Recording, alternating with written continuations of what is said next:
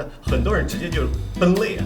我操，当着那么多人的面，又长老，又是所有的一切，我又花了7个星期，人不认识，鬼不像鬼的，去把这个东西弄。你跟我说，对不起，我们不能够进来。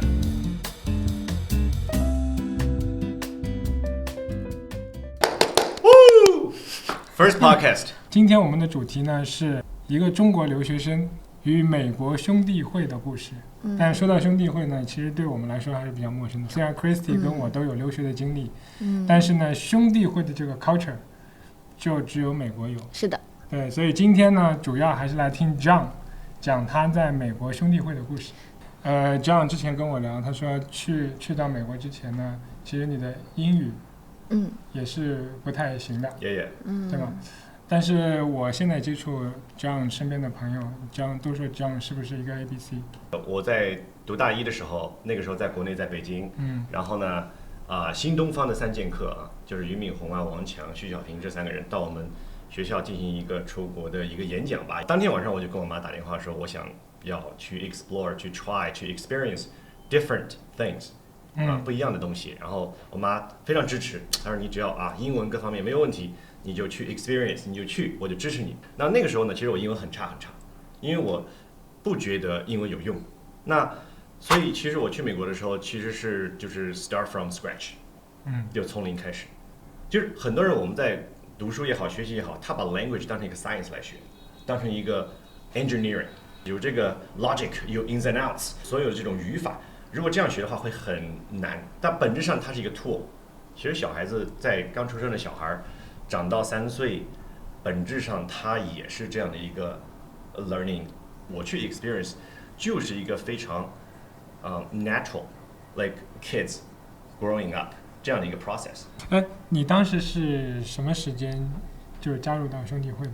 我是想要去做 Chinese TA。刚开始大一的时候，你没有办法去。Teacher assistant， 对，你没有办法去做 teacher assistant， 或者是你去做这个 tutor， 因为你没有学过什么课嘛，你要先拿到 A， 你再去教这个课，对不对？我先去那个我们叫 food court 去 flip burgers，flip burgers 就是煎汉堡，煎汉堡，但煎了2个星期的汉堡，我说哇，其实受不了了。当时我就去我们学校的中文系，我们那时候不叫中文系，叫做世界语言系。完了以后，我去找那个老师，那个老师我非常有意思啊，他是一个 Caucasian， 是一个白人，他讲英语的时候有山东口音。为什么？因为他在山东待太久了，他在山东待了几10年。我说 Eric 老师，我这个当你的这个助教好吗？他说好啊，那刚好你可以帮我录一些这个音频啊，叫 substitute teacher， 就是当我出差的时候，你帮我去做这个 teaching，我可以啊，没问题啊。然后那个时候我觉得工资就从8块钱1小时涨到了这个20块钱1小时。那你那个学校就是可能华人的学生多不多？中国学生不多，可能有1000把人。当我就上这个课，我去做助教的时候，我发现我班里面有将近40%的人都中国小孩。为什么呢？他就叫 easy credit。比较容易拿到学分。对，学分，对。你这不是自欺欺人吗？我觉得这个有一点。但是呢，有着60%的小孩呢，他是美国小孩，确实是对中文感兴趣的。那这个里面，其中有一个小孩呢，叫 Trevor Owens， 是一个很洋气的一个小帅哥。那个时候我们有 office hour，office hour 就是我坐在这里等你来问我问题。往往都是这个小家伙过来问我这个各种问题，然后变成好朋友之后呢，他就有一次我在这个找地方搬家，他说：“哎，这样，你不用搬家了，你就来住我们兄弟会吧。兄弟会在美国它叫 fraternity， 简称叫 frat， 这个很好玩的。这个我看过美国派是吧？天天 party 对吧？sex 这种的。但是我这个也挺内敛的一个人是吧？我怕我到时候还那个。他说不会的，不是我们这个 frat 跟你在看那个电视里边不一样，我们这是叫 academic， 我们是 academic， 去读书的。我们都是 engineer， 什么 doctor， 什么。不过也确实后来验证说，确实是这个情况。我们那个 frat 是我们学校大概有20多个 fraternity sororities，我们这个 frat 是所有的里边 GPA 最高的，可以达到我们平均 GPA 3.6多，所以里面都是一些 geek。都是 geeky guys， 对，都是 nerdy geeks。但我有个问题，就是这种它是邀请制的吧？就是如果他本身不是这个人，他并不能邀请你去。就是首先呢，就是每一个 fraternity， 每一个 sorority， 它都有它的一个宗旨，叫 mantra 也好，叫 motto 也好，这是它的一个宗旨。那他在这个里边的人，他都有点像这种画像，哎，所以说你一出去，你能看得出哦，他是哪一个 Fred， 他是哪一个 Fred， 对吧？通过你的衣着啊，通过你的这个这儿还有 dress code demeanor， 对吧？还有 dress code， 所以他跟我说，他是这样的，我觉得你这个 demeanor 啊，就很符合我们的画像啊，也比较 nerd， 也比较 geeky， 你就搬过来跟我们一起住，对吧？我们一起玩，一起住，一起泡妞，一起读书，一起干嘛都好。我们是一个 smaller house，not a huge house， 因为 some of the fraternities are big， 大概100个人、200个人都有的，很大，哇，全部睡大通铺的，像那个部队里一样的。那我们是一个 smaller house， 大概有40多个人，就是这40多个人呢，就是每年有一个 pledge class， 差不多08年嘛，就是这个我是那一年的这个 pledge class， 那是大一、大二。但美国兄弟会我看到 movie 里面，它其实是有些入会的仪式的。那我当中也去看了一些，就是美国关于 fraternity 的那些报道，它可能有一些是比较 negative 的，比较负面的。Right， 包括就它的一些入会也是非常的 crazy。我们是7周，有人介绍你进来，然后呢，你最终呢，所有的 fraternity brothers 都要允许你、认可你这个人进来，你才能就是说进来。这7周里面呢，你要学习一本书，这本书是这个 fraternity 它的 history。在这个学习的过程中，他给你 assign 一个，这个组织给你 assign 一个 older brother， 他是你带领你的这个人，然后呢，他教你，然后你有问题问他，对吧？然后他随时随地可以 pop quiz， 哎，你不是学了这章吗？对吧？好，那我随时随地我可以 pop quiz 你。你当中有被 pop quiz 吗？天天被 pop quiz， 所有的 brother 都可以来 pop quiz 你。你比如说我们这个我们叫 rookie 就是新来的人嘛，对不对？然后我们这12个人每天晚上必须要交掉手机，大家一起到地下室，把你这一章你要给它背下来。你背完了是吧？好，你在 house 周边任何一个地方，在 campus 校园里边任何地方，只要 older brother 看到你，马上可以 pop quiz 你。就是你必须要穿 purple shirt， 要打一个 black tie， 要穿一身的这个黑色西装。然后你自己要去打磨一个我们叫 pedal， 就是 pedal 要打屁股的一个 pedal， 然后我们叫 Acacia ACACIA 这个 fraternity， 然后你要去 paint 成这边是黑色，这边是金色，是我们的这个 fraternity 的颜色，然后上面要用 Greek letter 写好，叫 ACACIA 出来。这个有什么特别的含义？就好比说这个 pedal 就是属于你的，然后所有的 fraternity brothers 就在后面 sign 他们的名字。然后这是属于你在这个 fraternity 里边的你的一个 identity， 对，你的 identity。怎么有点像那个就是广东那种祠堂的感觉？就是我打磨完了，我有一个牌位。我就记得，对，就是这样，是不是？我就记得印象很深的就是我们12个小孩，每个人在那个用那个 sanding paper， sandpaper， 把这个东西打磨成很光滑，然后喷那个 spray paint 喷下来，然后所有的 older brother， 当你入会那一天了也好，入会了，好了，所有人给你签字。所以他这个7周是不是有点像一个 probation， 一个观察期？到第7个星期了，好，有一天不告诉我们的，我们还在睡觉，大半夜敲门，啪，赶紧穿衣服，然后把你眼镜蒙上，哇，全部黑的。电影里也是这样啊，对，电影里也是这样，对。然后全部是黑暗的，然后把你眼睛蒙上，然后2个人带着你进车，然后你就听啊，车开出去，车轮子压那个 gravels 那种声音，嘎，你然后旁边又听到水的声音啊，可能到小河边，然后又上楼梯，哒，跑很高，可能上到一个什么哨兵台啊什么的，然后让你往后仰。trustful， 往后仰，然后就说你仰不仰？你是爬楼梯爬了好久，可能估计差不多在3楼。你当时这个路上的心情，还有就是当时那个往后仰的那个心情。当然你知道你是安全的嘛，对吧？当然也不一定啊，有的黑警会出人命的。但这不属于黑警，应该是 initiation 里面的一个，而且我们 fraternity 大家都是 nerds。但是不管怎么样，就是说 OK，it's a ritual and I want to。fully experience. I want to immerse myself and I want to fully experience. 所以那后面知道这是一个 trust bonding， 底下所有的 fraternity brother 接着你，他万一没接住的话，所以他其实还是会有个坠落的过程。Yeah， 感觉哇 ，it's been 15 years now， 感觉非常好。Once a life。对 ，once in a lifetime experience for sure。然后包括还有这种 collaborative 这种 bonding activity， 只要有人在上面往下扔什么鸡蛋啊等等啊，你们这几个 pledge class 这个 newbies 这些人，你要一人拿一个角，然后弄一个大的一个网，把那个鸡蛋要接得住啊，还要接得住，对，团建，团建。但这个就是你有12个嘛，12个是完全都通过了，还是说其实会有人 fail 的？然后特别有意思，就是最终点睛之笔是什么呢？就是我们最终要考试的，通过全国统考，因为我们这个 fraternity 呢，它是100年历史，然后呢，在全美大概有20多个 chapter。都是在哈勒吗？还是说它其实全美都有，全美都有。OK， 它要有一个每年的一个全国的考试，考完了以后，是当着所有 fraternity brother 哦，不光是你这一届的，是所有的人，包括很多60-70岁的老头儿，有可能他们是 alumni，他们也会来。哦，哇靠，上百个人围着这10几个人，长老级的人物哈，就是问你等等这些问题，问的你是瞠目结舌。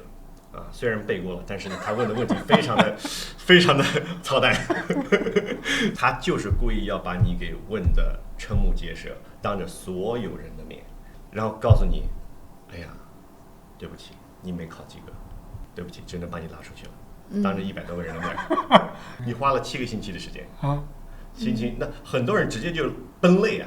我操！当着那么多人的面，又长老，又是所有的一切，我又花了7个星期，人不认识，鬼不像鬼的，去把这个东西弄。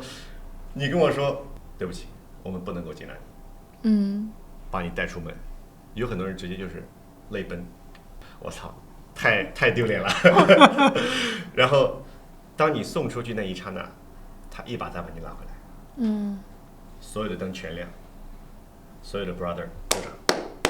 欢迎你加入。是你现在说的这个让我有点起鸡皮疙瘩的感觉，就是一下子，其实我也被触动到了。就如果在那个环境下面，其实你是跌落到了一个有点谷底的感觉。对。完了以后再把你还有这个灯一下子，哇！当然了，别人在那个时候呢，你可能在外面啊或者什么的，但是他其实应该是本质上他已经内部定下来，就是我愿意你这个人加入，我不愿意，如果他不愿意的话，其实老早就你可能已经没有这个。对，它存在100多年，很多是这种，就是比如说我的孩子将来也是去这个，所以他很多是 alumni。这个点睛之笔确实是点睛之笔。那就是我都已经把命交给你们了，你不要我了。对 ，It's all dark。所以你当时是哭了 ？Absolutely, yes。哇！有的人直接瘫了呢，他就走不动路了。But after that, you know, you've been through something. You've been through, you know, emotional damage。我觉得经历过那个以后，其实它会让人特别珍惜 be part of。那个仪式结束以后，你就相当于正式加入了这个 official。那在当中有没有经历特别 excited 或者特别 crazy 的事情？首先，我们就要 separate movies, and media, and real life。无论是中国还是美国哈，它很大的幅员辽阔啊，无论是文化还是 geographic， 其实不一样，很多不一样。那在我们中西部呢，通常 human interaction philosophy 吧，应该就是 honesty、hard work， 就是基本上德国的那些个后代没有太多的疯狂的什么，他就是很 honest， 所以这是他的一个中西部美国 heart and brother heartland 的一个文化。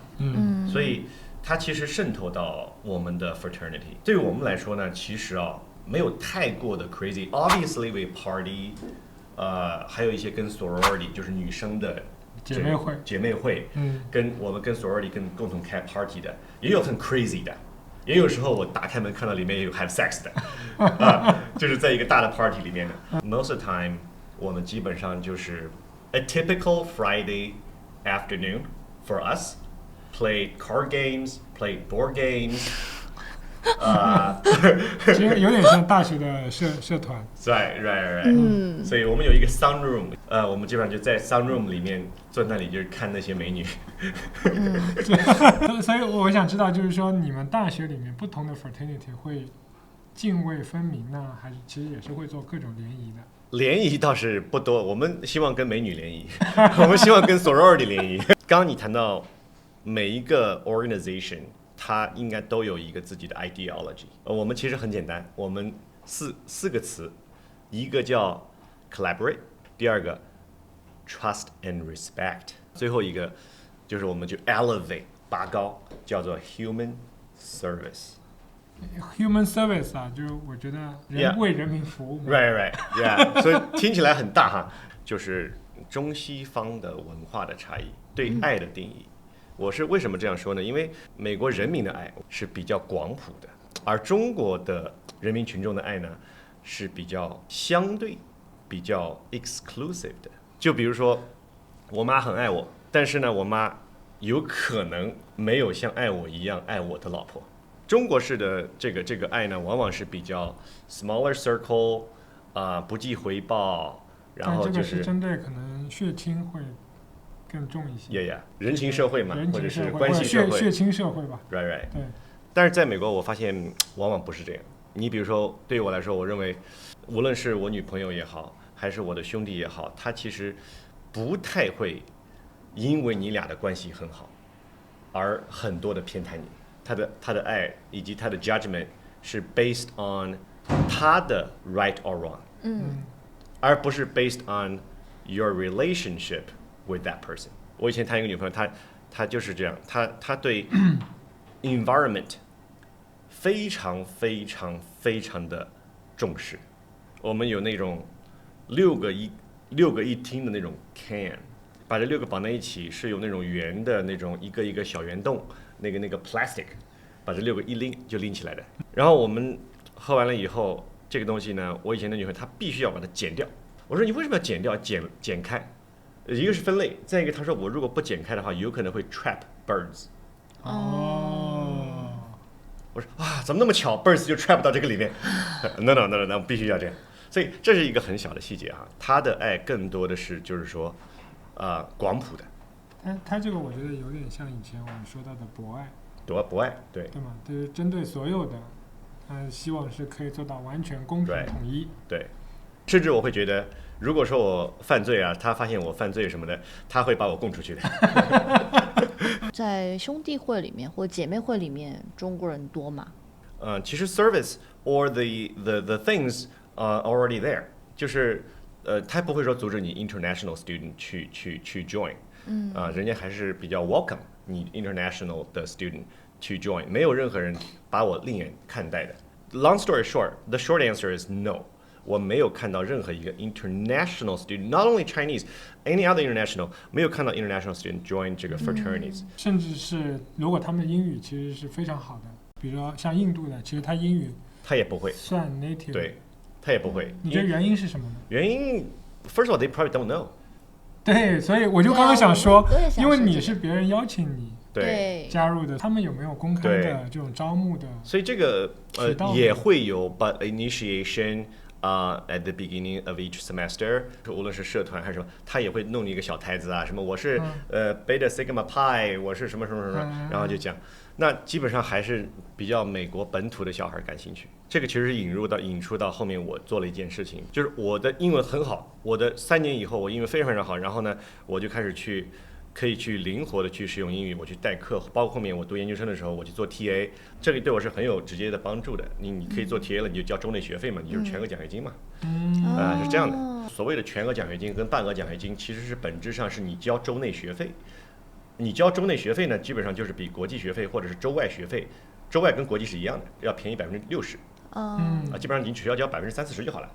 然后这个时候呢，由于你在你的 department 授课当 TA 或者是 RA， 你是无论是 research 还是 teaching assistant， 你反正是一个所谓的这个 assistant， 对吧？你是 pay tax。当你 pay tax， 你是一个 tax citizen， 对吧？这个时候呢，他去帮你去把这个比较便宜的州内学费给 cover 掉。还有一个问题是英文的，你是怎么解决口音的问题？我觉得很多人会感兴趣。我觉得非常有意思的一个事情是什么呢？你不解决就解决了。是什么意思呢？就是本质上 if you forget about what you already know，就是我们讲空杯心态嘛。如果是一个什么都不懂的一个 baby， 你把他 toss 到一个 language environment， 他2年3年，他讲话也很溜的呀，他也没有口音呀。为什么没有口音呢？因为他本身就没有一个先职的一个语言。他这个有点像什么？有点像我说刚刚那武侠里面的，就是独孤九剑，对，最后变成了无招胜有招，就你不要去想你原来学的这些规则，对吧？因为你 what you already know 会影响跟阻止你的新的学习跟发展。因为我其实前期当然也困难也有意思的，就是连环查字典。什么叫连环查字典？就是说我查一个词儿，这个词儿的解释里边呢，又有5个词儿我不认识，然后我就解释。我有同感。对。但是这个时候我就是不用这个汉语。我就是不用汉语，汉语我忘掉所有的学习，我就是把我当成一个 newborn baby，对吧？我听不懂没关系，我换一个场景，我又听到东西类似的，好像怎么又连起来了？怎么又换一个场景？然后就形成了你的一个叫 parallel system。就是很多在美国长大或者在这种就多语言环境、多文化环境，你比如说像 Malaysia、Indonesia、Philippines， 为什么他们可以？但是你让他翻译，他翻译不了。为什么？因为它是一个 parallel system。你每讲一个语言的时候，你带入的是那个语言的文化环境、语境、思维模式。Language is a tool. Okay, it's not a subject. It's not a science. It's not a mathematics. Not engineering. So don't think of it as that. Tool is to be used, and when you use a tool, there's bound to be an environment, a content. 在这个 content 里面。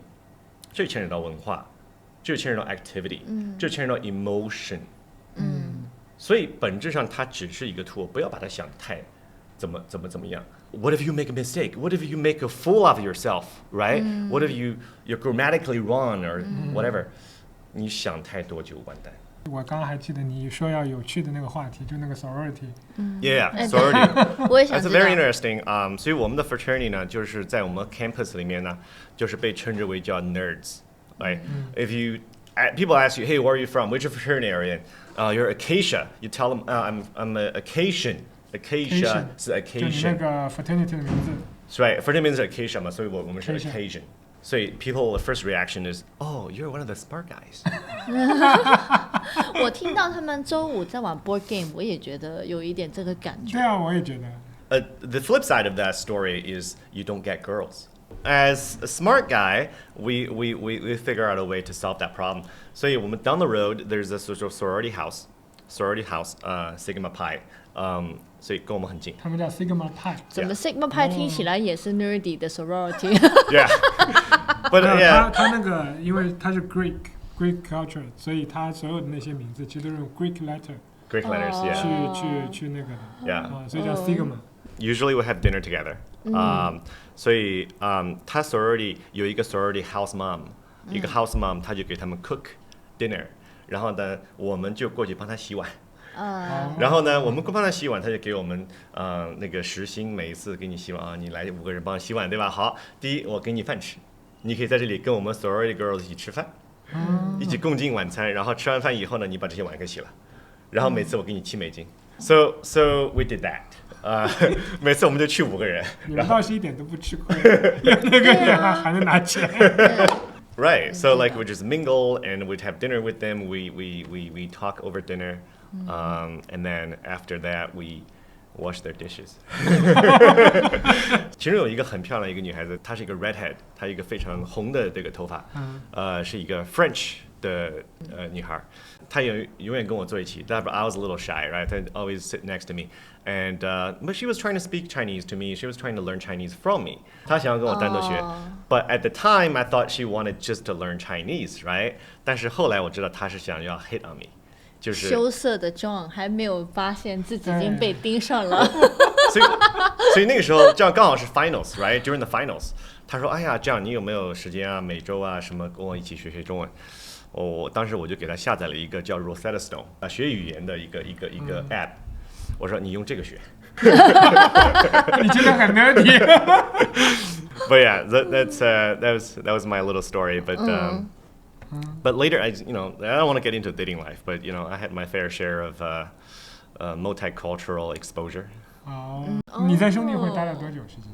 因为你后来还读 Masters 我也有一段也住在兄弟会，包括后来我毕业以后，我父母过去，然后他也住在兄弟会，然后我妈天天早晨做饭，一帮小兄弟跟着他这个学做饭，然后学汉语，这种都蛮有意思的。我印象比较深刻就是 John 的就是读书的时候是读数学的， Yeah. 然后后来创的这个是一个跟肉相关的行业嘛。And the reason why I'm doing this， 因为我们 Iowa 其实离Omaha 很近 ，Omaha 凡是做投资的人呐，巴菲特就在，对，巴菲特就在那边有股东大会，听了很多的巴菲特的这个书啊、故事啊等等。其实我觉得是这样的，巴菲特其实他始终秉持的一个是什么呢？就是 you capture what doesn't change。Right? You don't chase what changes every day, but you try to figure out what doesn't change, and then you draw a circle around that, and that becomes your circle of competence, in a way. 所以我来说呢，我也不是一个非常 gifted， 也不是一个非常 smart， 但是这个时候呢，就是说我们能不能抓住一个不动不变的东西？所以当时在想创业的时候呢，就是说什么不变？确实是你比如说现在我在做的就是做跟肉相关的、跟牛肉相关的、跟西餐的应用相关的。后来我发现呢，这个东西是可以升维的。虽然我是做肉，但是它也是就像 language 一样，是一个 tool， 它是帮助我去 express an idea, a dish, a culture。那现在我就帮我的这个在中国的西餐客户去开发能够 represent 那个 culture 的东西。这个时候呢，就是本质上我是一个 consultant。那我的产品呢，实际上是一个 tool， 把我这个 idea 去 carry out。我的一个在国内的大客户，西餐的客户叫蓝蛙，我帮他去做了一个什么概念呢？就是说，美国50多个州，它有它的这个汉堡的 culture。那你是一个西餐，那你如何去讲这个文化？我说我每周给你做一个州的汉堡的这个普及教育，对吧？比如这个周我们做的是明尼苏达的一个叫 Juicy Lucy Burger， 里面是爆浆芝士。下一周我们去做一个Oklahoma Smash Burger， 就是鸭的。他当时他背后都有这个文化，为什么当时有这么个东西？就可以讲故事。他这个时候你全年50个这个52个星期，你都可以说每个星期我做一个不一样的。所以其实我决定做这件事情以后呢，我其实花了3整天的时间拍了一个短片。就是描述中西部的这个家庭农户的文化，以及他们家庭里面的这种3代人怎么样去传承，非常有趣。然后我还采访了这个爱荷华州的农业厅的厅长，还有我们爱荷华州立大学的这个某一个做动物基因的一个教授。整个全部就是我把它浓缩成一个3分钟的一个10分钟的。中西文化就是我听起来，甚至你自己，我觉得所有的元素你都完全西方化了嘛？你觉得这个方面你保留了哪一些中国的部分？其实我觉得底层逻辑是一样的，那可能展现形式是不一样。你比如说，我给你举个简单的例子，就是一个 video game， 它的 algorithm 是一样的，但是你不同的人去 play， 它出来的 journey。和最终结果是不一样。整个 John 的经历啊，我觉得 John 还是非常 lucky 的，包括你加入到兄弟会。我是觉得就像你刚刚说，每一个 semester 你有 initiation， 那其实 initiation 人家也没有说，我是针对什么美国小孩，我是针对谁小孩，没有的，都是这个敞开的。但是为什么我们会去有选择性的不去做一些事情？很多时候呢是。可能我们就主动的去屏蔽了一些我们不认可的，或者是我们不知道的、不理解的。我觉得还是心态的问题。对，像我现在这心态就是说我其实会想，可能一切都是最好的决定。我以前老板经常喜欢说一句话叫 "There's no bad experience in life, only good stories." 我不会把我置身于一个 bad experience. I'm only here to experience the journey, to have fun. So throw myself out there, even if it's a bad decision.I'll try to enjoy the process. 就是一切都是最好的安排。对，I'll give you another idea of Steve Jobs. 当时他是就是初中毕业生嘛，应该是很小的时候，反正就很小。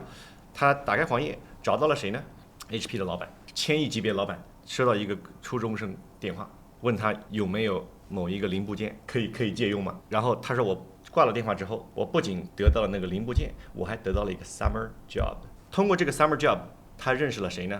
认识了苹果真正的大脑 Steve Wozniak。So if you ask, if you try, if you start, 你 already pass， 已经赢过95%， 我不敢说99%， I'll say more than 90% of people they wouldn't even start。其实你看，无论是在中国创业，还是在美国创业，其实中国更加的 entrepreneurial， 你不觉得吗？中国的创业者更加的 capitalism， 更加的 entrepreneurial， 你不觉得吗？我还是回到 Steve Jobs 的一句话，就是当你一旦发现你周遭的世界是 made up by people that are no smarter than you, you can and you poke something here, something over there is going to come out. When you realize that you can manipulate, your life will never be the same. 再次感谢 John 今天的到来，最后用一句话说一下今天的感受。往往我们今天的生活的环境里面有太多的 noise， 这更加的考验我们。就是说，我们往往自己没有一个笃定的 idea， 那可能就会被你说这个好像也对，说那个好像也对，什么什么都也对，所以这个时候就会很多的 white noise。How to filter out the unnecessary, superficial noise and get to the bottom of it and find out the essence, right? And then capture that. 这个 life 本身我觉得就是一个 experience， 就是你需要更多的去体验它。然后我觉得这个人生就把它当成是一个游戏，一个 journey， 是个游戏。是。然后你更多的去体验它的时候呢，对，其实你发现了更多的可能性。反而我觉得结果可能就是更包容。你会更多的去看到不同的纬度的信息，然后产生你自己的观点，珍惜每一个 moment， 然后让每个 moment 有更多的体验。所以我觉得今天的节目希望可以给大家有所收获。